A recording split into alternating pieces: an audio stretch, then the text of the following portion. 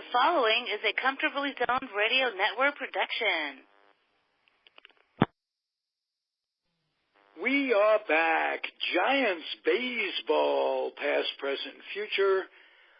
My name is Ralph Tyko. I'm with the Comfortably Zoned Radio Network. And each week I have the privilege of introducing the host with the most, Mr. Michael Duca.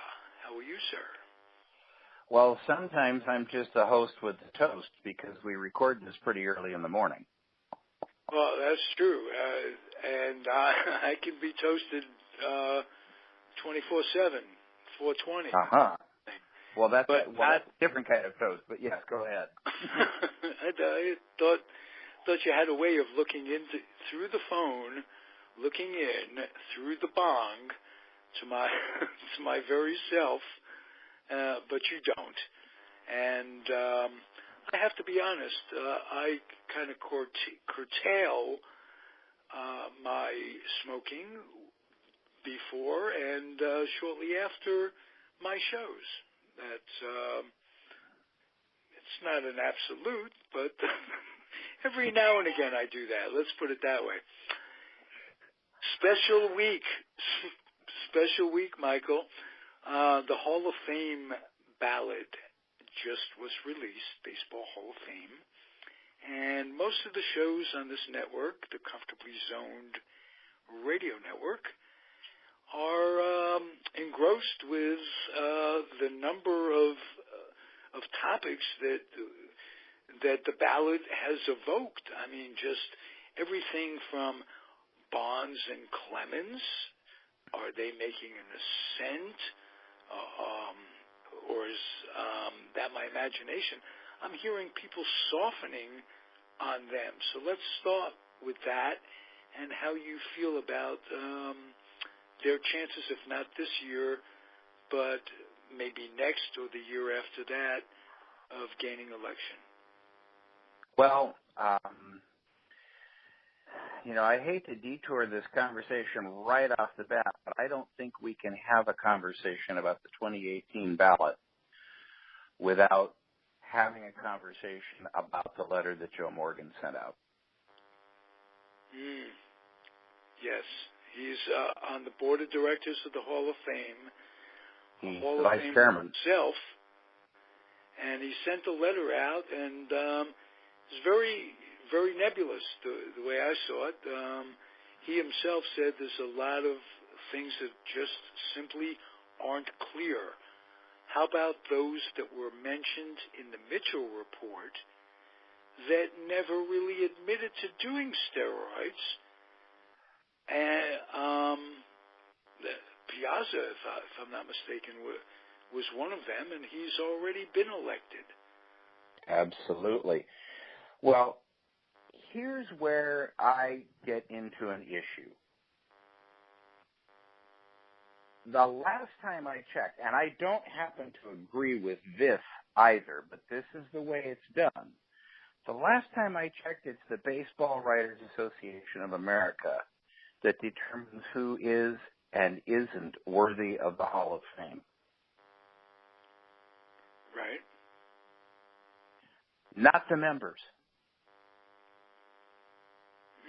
Good point. The members have a duty, and their duty is to appropriately represent the history of the game as members of the Hall of Fame and to uphold certain standards of decorum when representing it. Their job is not to decide who belongs with them, and I am adamant about that. This is what's known in sociology as the country club effect. I made it into the country club. Every step of the way I bitched and moaned about how much it cost to get in, and now that I'm in, I think we should raise the dues. I got in, you shouldn't. I have zero sympathy for that. This is a little weazened old man standing out on his lawn screaming at the neighborhood kids, "Come over here so I can yell at you to get off my lawn." Very good analogy. I am incensed that the Hall of Fame would allow that to go out on official Hall of Fame letterhead representing the Hall. The Hall has limited business in who belongs to it. It does not admit members. Members are elected by an outside body. Now, it does admit members through secondary committees that are going through rotating eras of the game now. But it's just this simple, Mr. Morgan. You let the commissioner in who oversaw it. You let the players in who played it. The games were played. The scores count. The numbers are there. The stats exist. They belong in the game. Well, I have to cite the man who overlooked steroids, closed his eyes to it on behalf of the owners. For 4 or 5 years, it was known to Bud Selig that guys like Sosa and McGuire were just simply changing the chemicals of their body. It might have been legal at one time. That's not the point. They covered it up, or Selig covered it up, and he's in the Hall of Fame. That's my exact point. If you let the commissioner in who oversaw the whole process, then you have to let the players in whom he supervised. Right. And there's no two ways about it that there are members who are already in. And I'm not saying Piazza did it. I think Piazza was tainted by some writer that saw acne on his back and just put 2 and 2 together. As far as I know, that was the only accusation against Piazza, and he suffered for 2, 3, 4 years not getting in because of it. So, well, Ralph, if I had had the power of the pen at the moment, I would have been that writer, because it was in fact Mike Piazza who tipped me off to the entire steroid scandal in the midst of it. Long before people were talking about it. When he was a young catcher with the Dodgers, early on in the interleague play portion of baseball, they came to Oakland for a series, and we went down to talk to Piazza after the game, and he was dressing in his locker and had his back to us, and he took off his shirt, and I am not exaggerating when I tell you that the condition of the skin on his back from his neck to his waist reminded one of a full-color map of the moon. It was absolutely cratered, devastated, Ralph. It wasn't ordinary acne. These were lesions that were 3/4 of an inch in diameter. At first I looked at it, and you want to know what the first thing was that I thought? No. This will blow you away, because this shows you how naive people in the business were about this. The first thing that I thought when I looked at him was, God, he's the cheapest guy in the world. He lives in Hollywood. There's nothing but plastic surgeons in Hollywood. For sure, he could find a dermatologist who could treat this. And then I realized, oh, wait a minute. That's not ordinary acne. I've never seen anything like that before. And here's this guy who was drafted in the 56th round and is setting records for home runs by catchers. That's right. Wow. Did I confront him? No. Did I ask him directly? No. Would I ever? No. Partially because the taint or stigma of asking implies an accusation. And, I have a book out, Ralph, called the Baseball Codes. And one of the codes of baseball, one of the immutable codes of baseball, is if you ain't cheating, you ain't trying. It's been that way since the first bat and ball existed.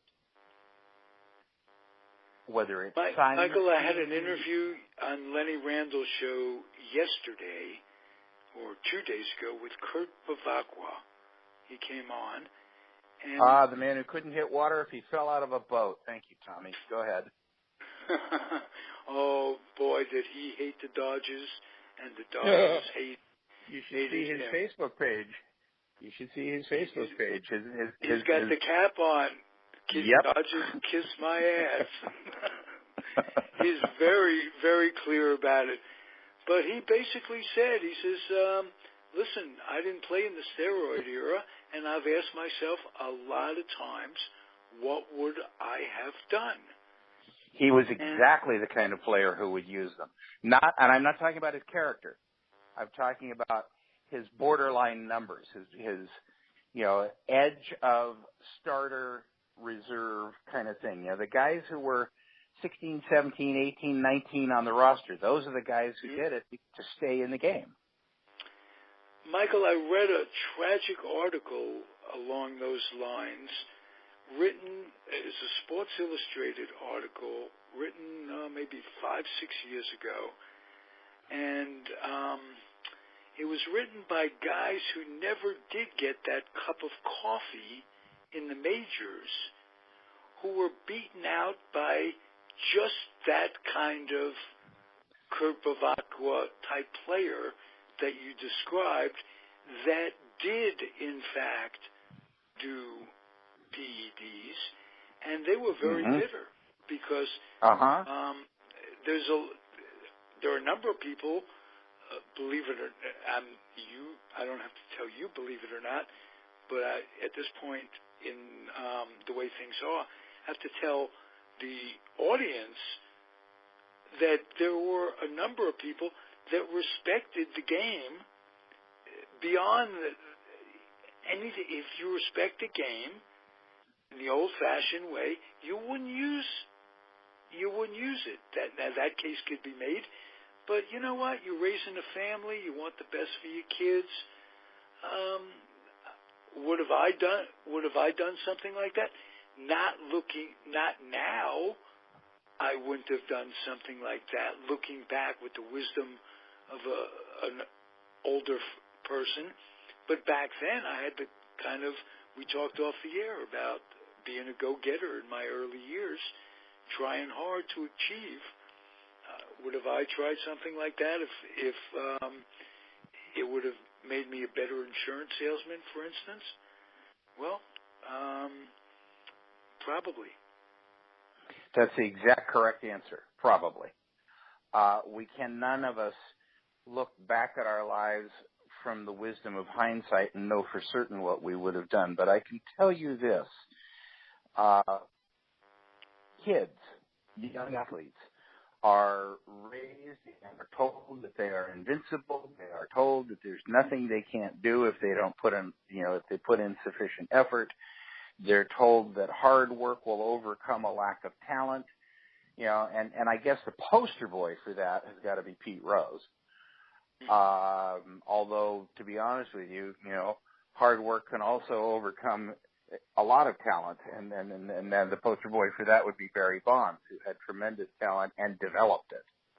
The thing that I've always told people about PEDs is PEDs do not allow you to make contact with a baseball. PEDs do not allow you to hit the baseball farther. PEDs allow you to work out more. They allow you to work harder and come back sooner. But that's a very big thing. Coming back sooner, especially in baseball. It's a marathon. It's every day. The player can come back the next day, the day game. And tell me who you think benefited most. All we talk about when we talk about PEDs is the sluggers. Who do you think benefited most from the use of steroids? Relief pitchers. Absolutely. Absolutely. How many guys, when you were growing up, could throw 100 miles an hour and pitch 3 days out of 4? Right. None. Zero.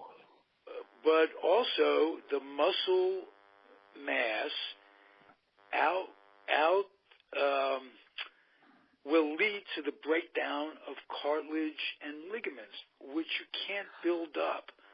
So you will be able to throw for 100 miles an hour for a short period of time, maybe 6 months, maybe 6 years, but a limited amount of time, because eventually, especially what with PEDs, building up muscles that far outweigh your skeletal structure.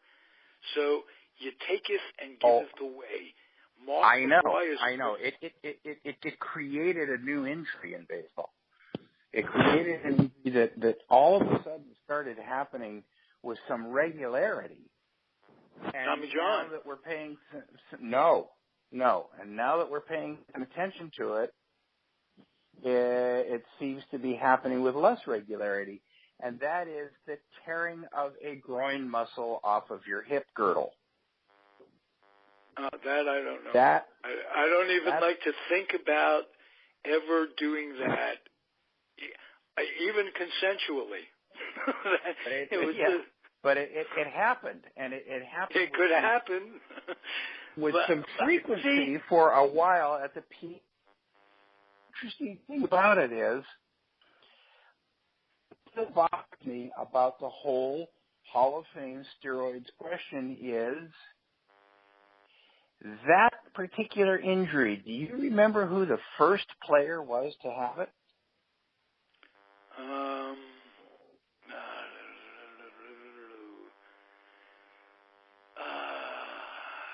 don't know. I'll give you a hint. He's going to be a first ballot Hall of Famer when he comes eligible. Oh, wow. A-Rod? Ken Griffey Jr. And you never, ever, ever hear any suspicions whispered about him. Ever. Well, I can tell you that people like him. I met him at 17. He was 17 in Billingham, Washington, his first year. And I was fortunate enough to sign him to his Topps contract that we had to send away to Ken Griffey Sr. to have signed. To have, because he was 17. Because he was 17. He had to sign for his son as well. Point being, I'm a skinny guy of 5'10". He's taller, but he really wasn't that much. I mean, he wasn't thin, but he really wasn't that much bigger than I was, and he did get bigger by the time he reached the majors for sure. And you could call it growing into your body, but then again, his dad was about the same size all those years, and you can question, what was available to Ken Griffey Sr. If you want to think about it, what was available to the 1950s, early 1950s German Olympic swimming team, or whatever the hell they were, track team, that was doing steroids. And don't you think trainers in one sport talk to trainers in other sports? Well, of course. I mean, one of the things that you hear all the time, and the basis of that story about the guys who are upset because they didn't get their opportunity, is we want a level playing field. Well, I got bad news for people. Baseball's never had a level playing field. If it ever had a level playing field, it might have been for about 15 minutes around 1961. But baseball's never had a level playing field. Until 1946, the best players in the country weren't allowed to play. That's not a level playing field. In 1946, the players came back from the war talking about this magnificent new drug that the Army had invented to help them stay alert while they were fighting in combat, called amphetamines. Greenies, available. Crosstabs, available. Black Widows, available. Willie had a juice. All those years, Willie has a juice when he pink juice. Willie had it, and actually, I don't know who taught who, but the ambassador of pink juice on the Giants was Juan Marichal. Whoa! Oh, I didn't know that. He was the guy who He was the guy who would be sitting there drinking, he would be sitting in his locker and a rookie would come in to the locker and first thing Juan would do was go over and hand him a bottle of this and say, here, you want this before the game. Whoa. Yeah. See, that's something. But again, you can make the devil's advocate that doesn't change the chemical makeup of your body. And now I will respond to you with the opposite of that, which is what a well-known player told me. He said, I decided it was time to retire when I realized that I was physically afraid to step out of the dugout if I didn't have 2 greenies in me. I was afraid that my reactions would be too slow and I would get injured or killed. So don't tell me it doesn't enhance your performance because it gave them the courage to go out and play. It gave them the ability to show up after a night of hard drinking.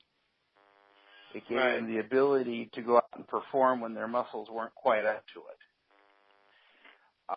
it. It's been in the game forever, in one form or another. Right.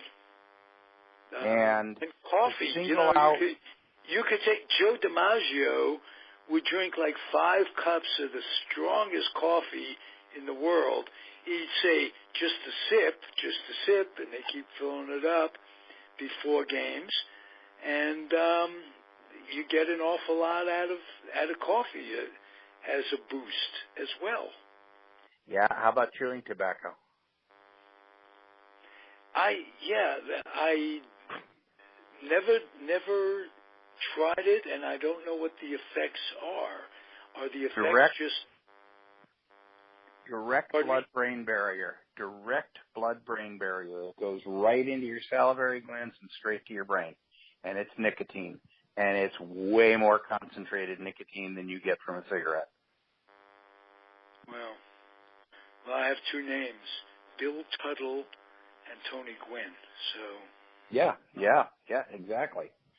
Ask the late Joe Garagiola about Bill Tuttle.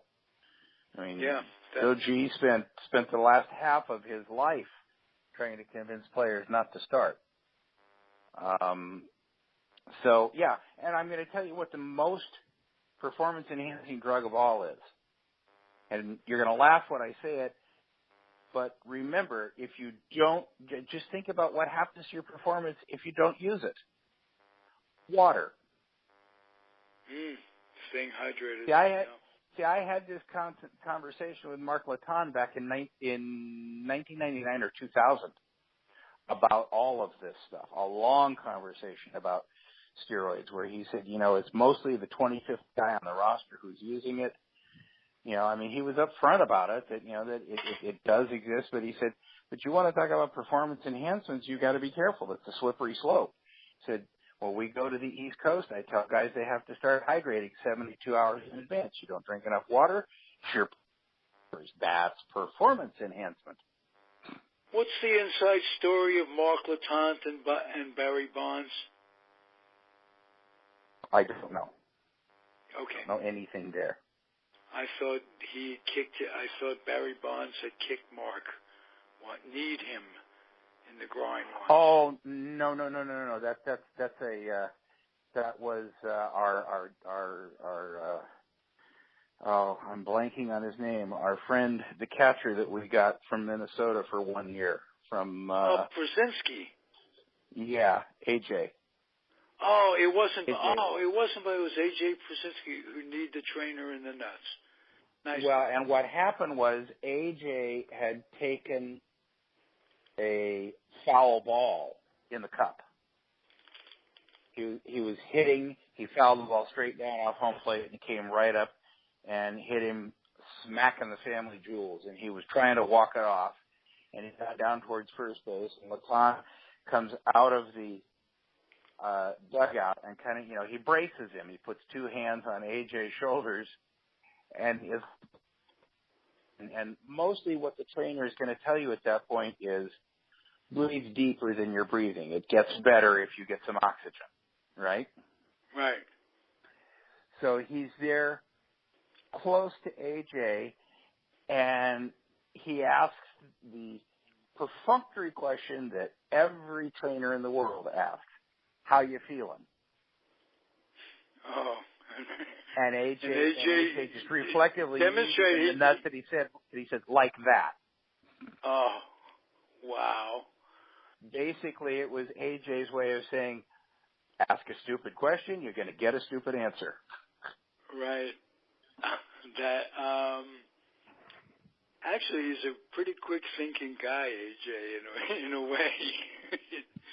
To come he up is, with that. but sometimes he says stuff that just makes zero sense whatsoever, such as after 1 year in San Francisco saying that he hated the city because it wasn't dog-friendly. Seriously? It's the most dog-friendly city outside of Paris. Absolutely. Yeah. I mean, it was the first team in Major League Baseball to invite dogs into the ballpark. I mean, give me a break. Find something real to complain about.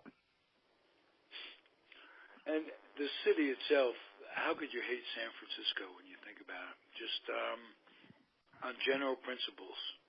You may hate the playing conditions back in the... He wasn't even in... Was he at AT&T? Absolutely. Oh, wow. Absolutely. And he hated that, huh? Well, good luck. Yeah, actually, he was not only at AT&T. He came into the organization under Felipe Alou because they traded Joe Nathan for him, and they traded Joe Nathan because Felipe said, I will never trust that man to come out of the bullpen. So they moved Mr. Nathan along to what may turn out to be a Hall of Fame career for the Twins. Yeah. You know, Alou is one of those people I think very, very fondly of as a player. He was a solid outfielder with the early Giants. As a manager, there was I admired his machismo, his pride, but he missed the boat on a number of things, I thought. Well, yeah. I mean, it's first of all, I've met him. I've had the privilege of speaking with him. Very, very bright guy. There's just no two ways about it. You know, his wife is French-Canadian. He met her when he was in Montreal. Oh. He's a fluent French speaker. He can express complex thoughts in English as well as Spanish. You don't see a lot of trilingual guys unless they're coming out of someplace like Curacao where they speak 2 or 3 languages on the island. So, I mean, Hensley Mullins is one of those guys. I believe he speaks 5 languages. I was just thinking of him. He got an interview with the Giants, with the Yankees earlier in the week, and he's amongst 5 or 6 guys that they're looking at. Beltran is one of them. But like I said a few weeks ago to you, I think what the Giants are doing by making him a bench coach is grooming him to be a manager. And I agree. And apparently the Yankees agree too. He's the guy you think of that can communicate with an international game. Yeah. Players, from all over the world, and that's basically it. Yeah, I'm not sure how his Japanese is. It's aso. Yeah, exactly. Exactly. It's like when Masanori Murakami comes to visit the press box. You know, my Japanese is limited to hello and goodbye. He says that. Does Masanori say that? Or you say that to him? Mashi speaks some English. Okay. And I don't speak much Japanese. I can say I don't understand. That's someone who doesn't get much press, but he was literally the first Japanese pitcher to come over at a time when there was such racial intolerance going on that he just added to it, especially on the Giants. They were made up of every race, creed, religion, everything going, from the Irish to the Puerto Ricans, Jose Pagan, to the Dominicans, to the Southerners, the Davenports, the white Southerners, the black Southerners, the McCoveys. They all got along, and that's not. I don't think they get a lot of bad press about cliques and what have you. But I thought they all they got through dark. You ask either of the Willies about Jimmy Davenport, and they will absolutely bury you in praise. They'll tell you he was the finest gentleman and the kindest, most colorblind person they knew. And Jimmy Davenport wasn't just from Alabama. Jimmy Davenport was born in the 40s. Grew up in Alabama in a town that you could probably spit from one city limit line to the other.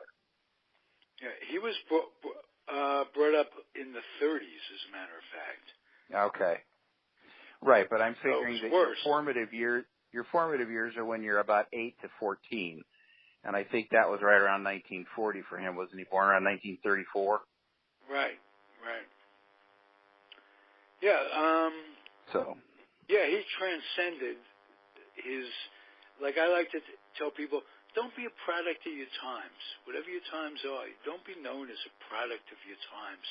Because whatever they are, they're changing the times. And try to look ahead a little bit in life. And he was able to do that. He was able to look at his friends.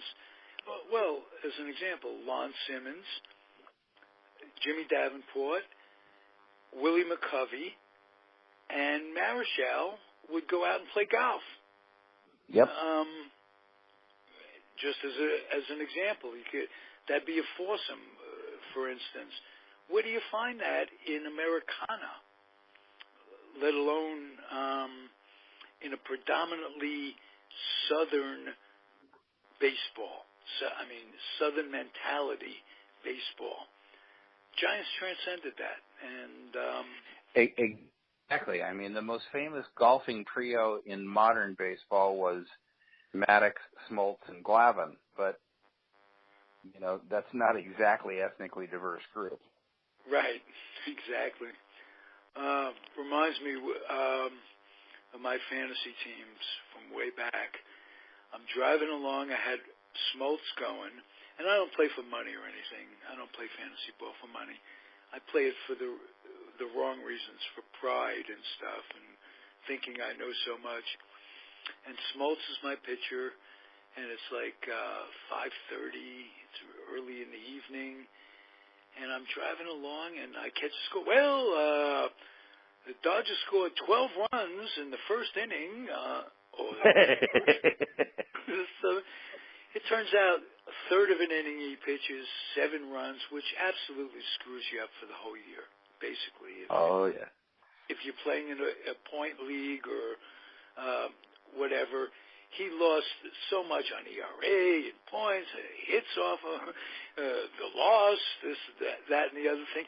1/3 of an inning, he screwed up my whole season. I always want to go wire to wire.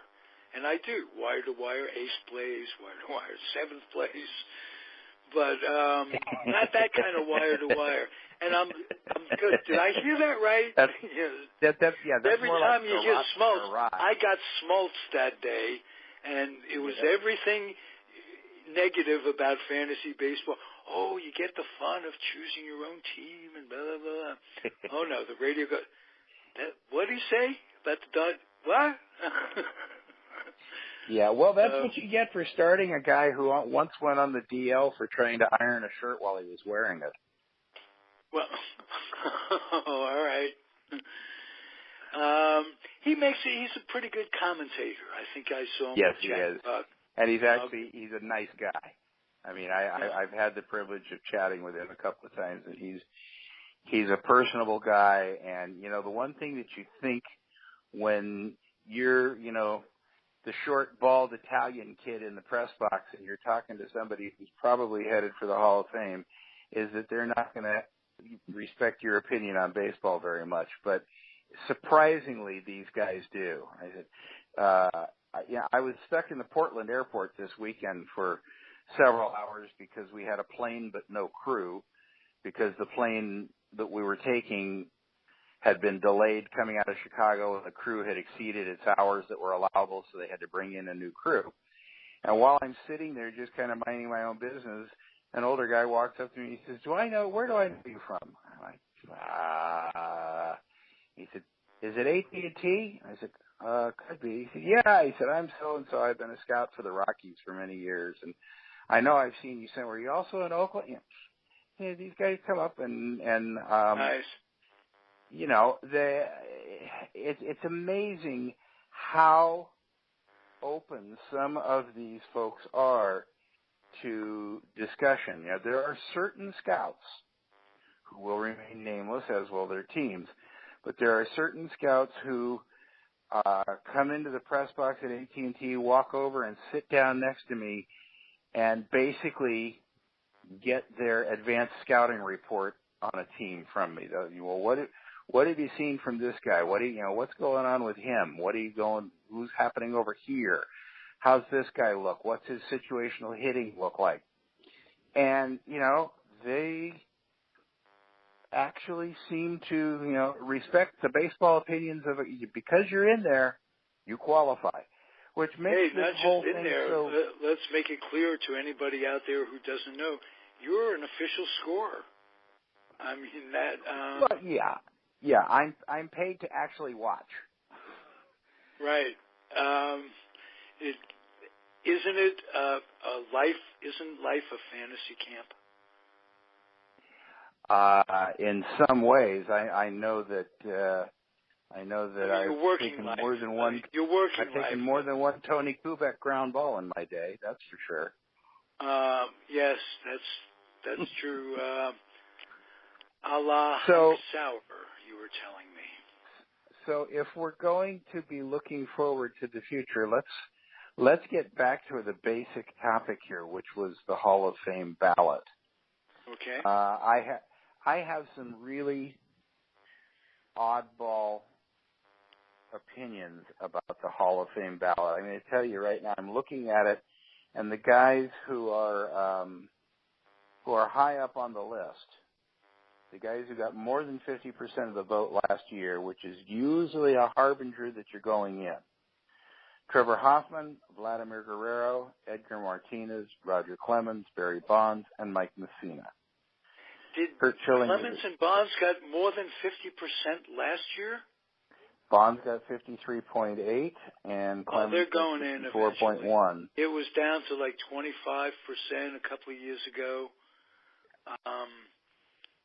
Maybe 3 or 4 years ago now, but eventually they will go in. Are Bonds and Clemens running out of time in the conventional way of getting in? This is their 6th year on the ballot, so they have this year and 4 more.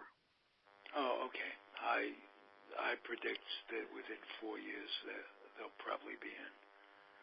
Now, the first-timers on the ballot, this is where the ballot gets really interesting and where you begin to ask some questions. Chipper Jones. Steroids with Chipper Jones? Jim Thome. Steroids with Thome. I mean, everybody in the era, you have to ask that question. You have to ask the question. Well, let's keep going down the list. Scott Rowland. Andrew Jones. I wouldn't know. How can you ask? Yeah, Scott Rowland. I don't think he's good, but it's the Hall of Fame. Exactly. Well, and we're going to keep going. Andrew Jones, Hall of Famer. Good, but not. He started off like he was going to be a Hall of Famer. I'll tell you that. But no.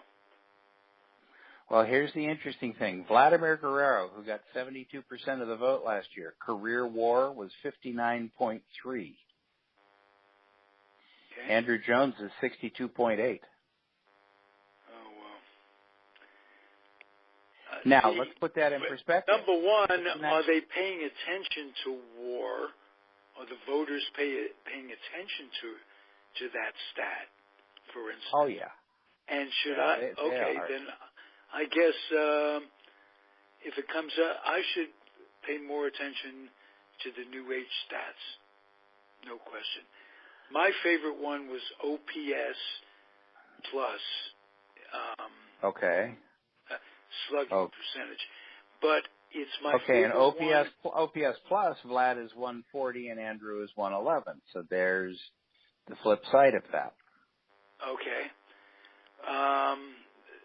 But either statistic doesn't tell the whole story.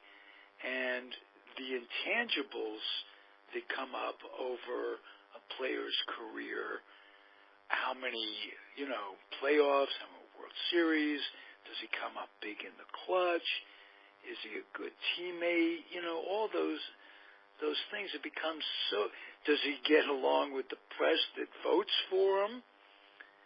It becomes so subjective that it's almost a popularity contest. But it's not almost. It is a popularity contest.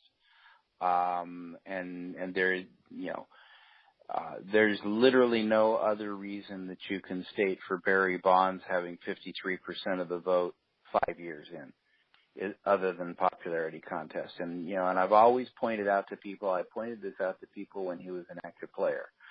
I've read the basic agreement. You've probably read the basic agreement. The basic agreement requires players to make themselves physically available to the media. It does not require them to answer questions. It does not require them to make the media's job easier for them. And what I found was that a ton of writers resented Bonds because he made their job harder. It's a job for a reason. You get paid for a reason. You get paid because it's not easy. Okay. Well, let me tell you something along those lines. I had a conversation recently with Hal Bach about the popularity point. He was a voting member, writer, and he had a run. I can't even remember which player it was. He has a run-in with this player early on in his career. He asks him a question. The guy really blows him off and insults him and makes him feel inferior, that type of thing, or tries to. You weren't going to make Hal Bach feel inferior. But he tried. And just before he retired, they had another get-together of some sort, out-of-town player coming in, and he couldn't be nice. That player couldn't be nicer to Hal Bach. And Hal says, why do you think it was? The guy knew I had a vote, and he was gonna be nice to me. And the thing is, we're human, and we're naturally gonna vote for those. Subconsciously, if Jack Morris is going up against Schilling, for instance, good choices for conversation, right? Mm-hmm. Who do you vote for? If you're going to vote for, it was the one that treated you nicely, that was at least civil? Well, yeah, unfortunately, in the two that you picked, I'm not sure that either of them was nice. No, right. But they might have been nice to one of the writers that looked at it from that writer's standpoint. Yes. Exactly. And this is what I was alluding to when I brought up the groin injury and Junior's name. Everybody liked Junior. You never heard any suspicions about it. I've never heard any suspicion whatsoever. Absolutely. That's absolutely correct. Now go read Jeff Pearlman's book on Barry Bonds and find out about where the first place was that Bonds learned of and discussed steroids. It was at the dinner table with Ken Griffey Jr. Really? Yeah. Okay, I will read that. There's no implication in there that basically they were just talking, if I remember correctly, about McGuire and Sosa. Right. So it could be completely coincidental. I think what comes out, people start thinking, well, Junior decided not to, and Barry decided to. Is that the gist of it?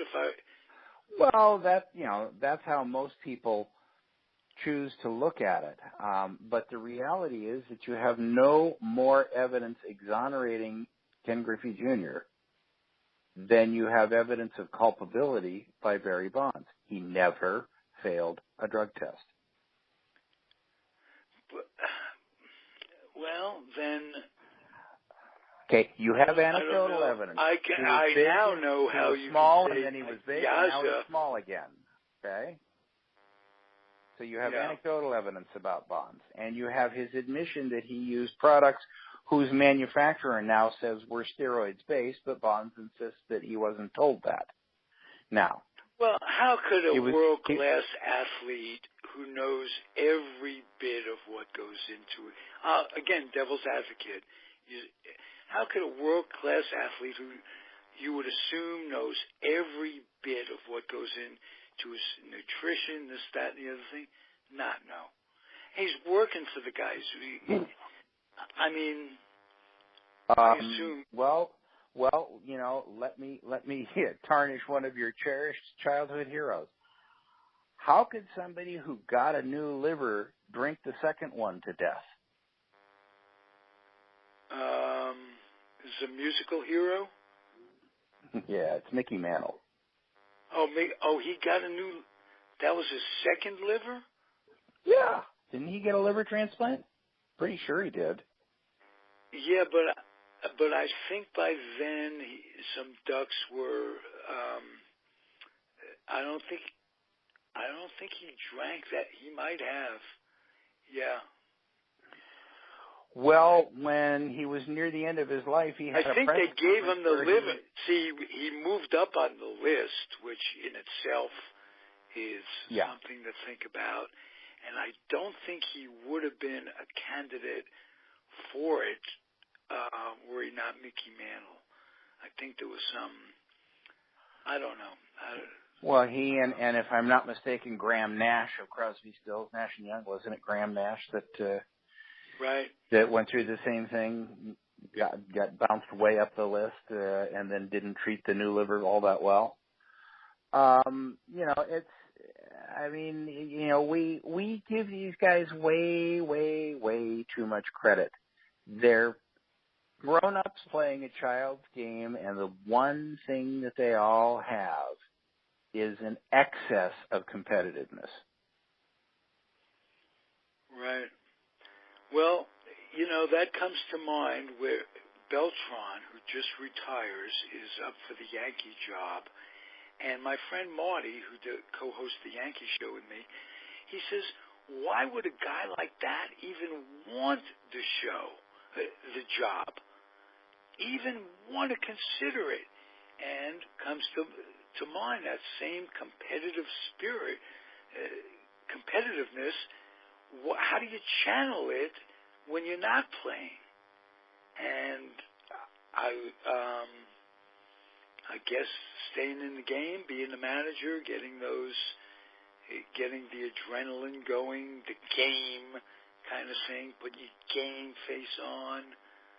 All that stuff is because they are adolescents.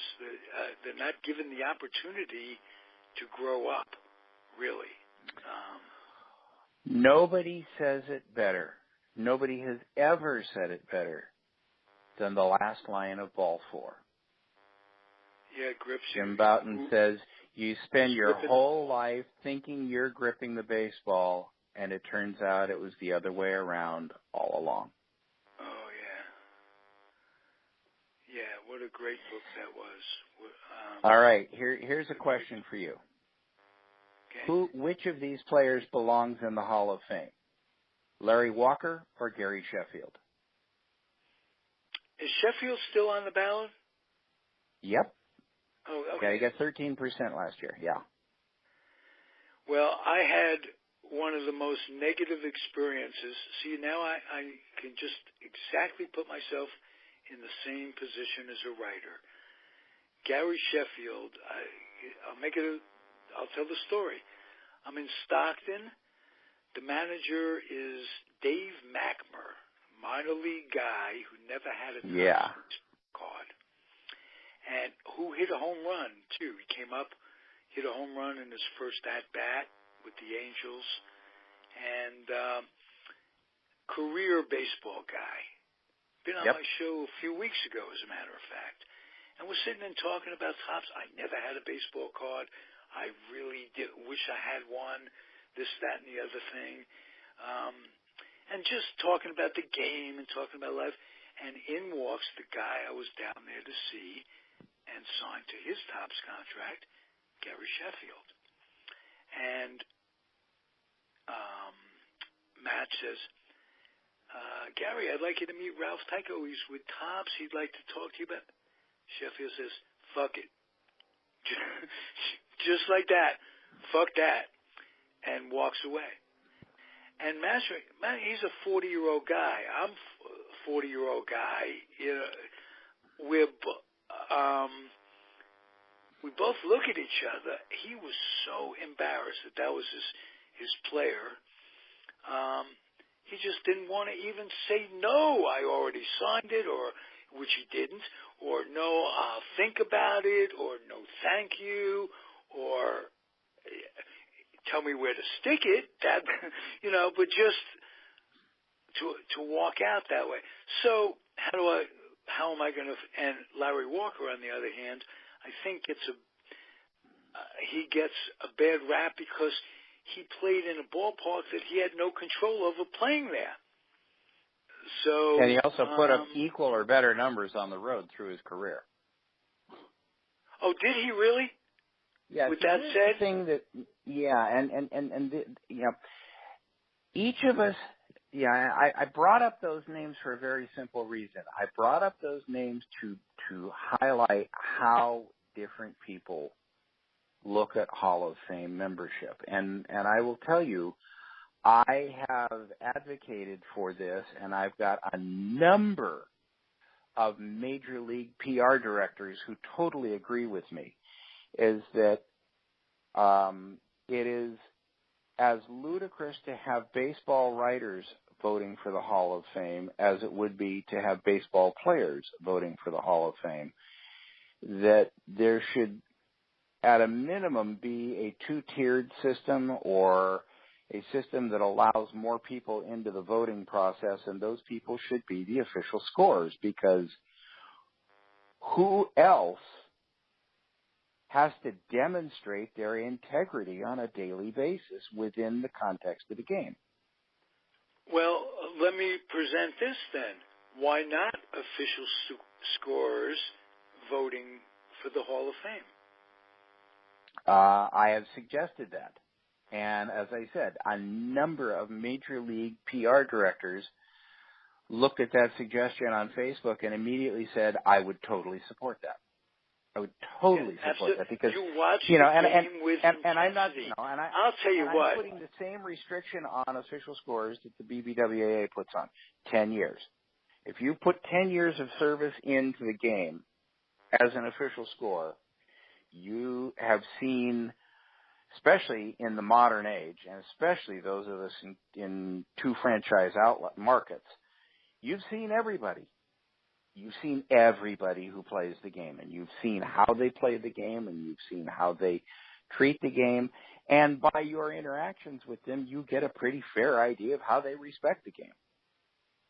Mm-hmm. And that leads me back to Gary Sheffield and Larry Walker. Yeah. I don't know how Gary Sheffield respected the game after that day we met in Stockton. I mean, for my money, all you need to know about Gary Sheffield is that he wanted out of Milwaukee so bad that he committed errors on purpose. And to me, that is worse than gambling. And it's way worse than PEDs. Because you are not only disrespecting the game, you are disrespecting your teammates. I'm sorry? Was he not tainted with the PED? Well, he was Barry Bonds' workout during the steroid years. Oh, okay. That I can say to a certainty. Beyond that, anything else is innuendo and unproven, and I won't go there. Okay. But what I'm willing to say is that somebody who admitted to butchering plays and committing errors because he wanted to get traded away from Milwaukee. Well, I got to sit here and scratch my head yeah, that's incredible. That's and by the way, Larry Walker has much better numbers than him. Larry Walker's career WAR is 70, almost 73. Sheffield's is 60. Walker's career OPS was 996. Career. Sheffield's 900. Wow.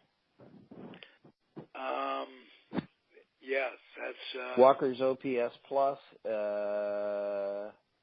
141 and Sheffield's 140. So with OPS plus, they're fairly similar. You were one to want to get out of Colorado. Oh, absolutely not. Okay. He had perhaps the most lethal arm in the game. Good ball player, a good, solid ball player. Yep. In every way. I'm going to ask you the Jeff Kent. You're about Jeff Kent. Asked you really well on that too. I have one question a show that sound like an idiot. Yeah. Okay, go ahead. But okay, do you think Jeff Kent should be in first ballot? Yes. Good. Well, not first ballot. Jeff Kent's this is his 5th year on the ballot. And he's at 16.7%, and he probably will not get in. Do I think he should get in? Yes, he's the best hitting second baseman of all time. If Joe Morgan's in, Jeff Kent should be in. What is his percentage? The only thing, his percentage of the vote last year, he pulled 16.7% of the vote. Using Bill James Hall of Fame marker number, which is anything over 100 means you qualify. Mm-hmm. Kent's at 123. Whoa. His career WAR is only 10% behind. It's not even 10%. It's about 6% behind Sheffield. It's higher than Fred McGriff, who got more votes than he did. Yeah. And it was you who told me on a previous show about Kent that he became a pretty good fielder. He became as good at turning the double play as anyone. Okay. He had a strong arm. He started out as a third baseman, and he was able to throw across his body on the turn as well as anybody of his era. I didn't get to see Mazeroski play on a regular basis, and they were different kinds of players. Mazeroski's tall and lean, and Jeff Kent isn't. But, Kent holds the record for RBIs, holds the record for home runs at the position. I mean, how do you not put that, has an MVP, went to World Series. How do you not consider that a Hall of Fame candidate? Okay. Because of his attitude? Give me a break. Who the hell do you think would enjoy sitting down with Ty Cobb? Yeah. A guy named Stump, if I remember. Arnold Stump. Yeah. Al Stump, yeah. Al Stump. Yeah. But, we're here in California. How few of us could, if we said that, would respond with Al Stump or Stump? We go back. There's great stuff going on in our brains, Michael. Well, it's true, and how many people know that Ty Cobb was a member of the Burlingame Country Club? Wow. How many people know that Ty Cobb invested in Coca-Cola early on and made $1 zillion? Absolutely, $1 zillion. He was one of the major shareholders. He didn't just invest in it. He was. Oh, really? Wow. People don't realize that Coca-Cola started at a pharmacy in Atlanta, and he was one of the major original backers of the company. Yeah, he was quite wealthy. If you go to Don and Charlie's in Scottsdale, In the entry lobby there is a canceled check to the Palo Alto Medical Clinic signed by Tyrus Raymond Cobb. Wow. Indeed. You know, and I can't tell you how many people I have shown that check to and said, you know, look at this. Isn't this insane? And they look at it and say, so what? It's a check. Nobody looks at the signature.